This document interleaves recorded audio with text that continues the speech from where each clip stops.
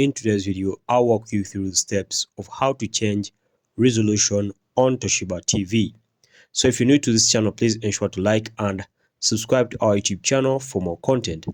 Alright, so going ahead to step number 1, it says go to Toshiba home screen. Alright, so this is step number 1.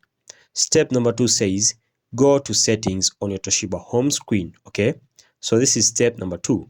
Step number 3 says select display and sound. Okay, so when you go to settings, after settings, select display and sound. So literally this means display and sound is under settings. Okay, so step number 4, it says select video resolution. Video resolution. So video resolution is basically under display and sound. Step number 5 says select your design resolution.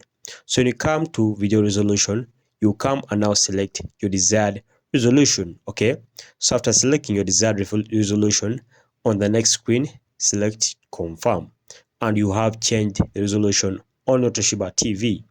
Alright guys, so thanks for watching. If you really found value in this video, don't forget to like and subscribe to our YouTube channel. Until next time, we shall meet.